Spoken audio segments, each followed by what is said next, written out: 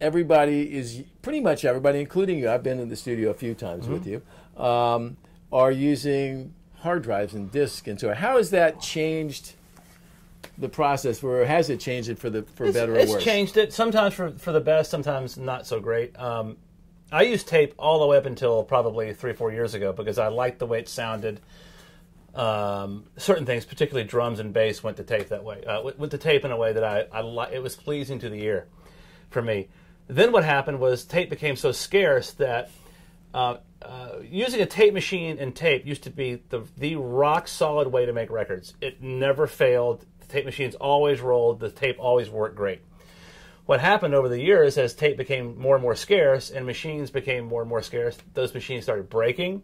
The tape became less reliable. So then I don't want it anymore because it's not very reliable. Yeah. Plus, the technology is such that they've figured out pretty much how to make the digital hard drive sound a lot like tape. It's pretty hard to screw it up now. So as soon as that became the norm, as soon as that became the way, the sort of the standard of practice of business, so to speak, I went to using hard drive completely. It seems to me now every musician out there is somewhat prolific, whether it's GarageBand and Pro Tools and so forth. And I know that a lot of the musicians you work with, all the guys in Incubus, are somewhat familiar with it. Does that help you or slow you down in the whole process when bands, not any specific band, are crafting at home? Does that help you or hurt you? I think overall it's a good thing. I think the fact that, and whether it's good or not doesn't matter. The genie's out of the bottle. Everyone's doing it.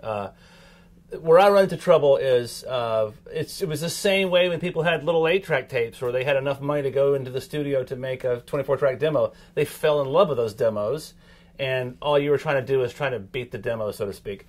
So that's exhausting. That is a terrible way to make a living, and that's a terrible way to go through the day.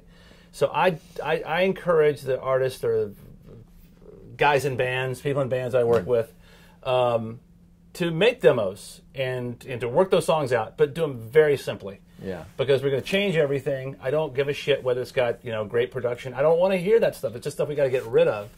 The